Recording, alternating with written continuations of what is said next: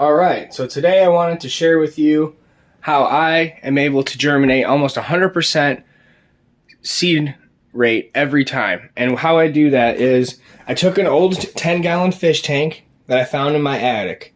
I'm sure you guys got one laying around somewhere. You're going to want to take some tape, like so, and tape it across the fish tank about 3 or 4 inches up. You're going to want to take a can of black spray paint and spray paint the bottom portion of the fish tank so that it's dark on the bottom half of the tank only. And when you're done, it's going to look something like this. See how I spray painted around the bottom like 3 or 4 inches of the whole tank here? Alright, then the next step. You're going to want to buy a piece of plexiglass. The size is got to be a little bit bigger than the top of the tank. I cracked mine because I dropped it. And you're going to cut the plexiglass to be the same size as the top of the fish tank, so that it doesn't have to be perfectly airtight, but it needs to be pretty close. Okay?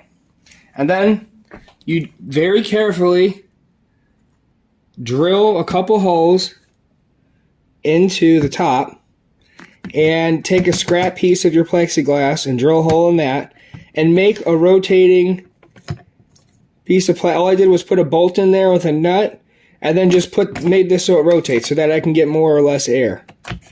Alright, the next step. Heating element. You're going to want to put a heating pad made for plants underneath of your tank. I prefer to use a metal cooking grate, stainless steel, on the bottom, so that way my plants don't drown.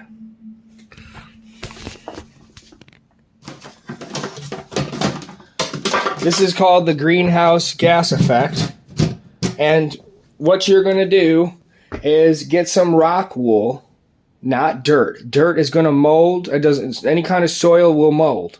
You're going to want to get rock wool off the internet, and then you put your seed in rock wool, and I usually put a little bit of root starter powder on the seed before I stick it in the rock wool. And then you're going to put the rock wool on top of the metal grate. And then you put a very low wattage LED light right on top.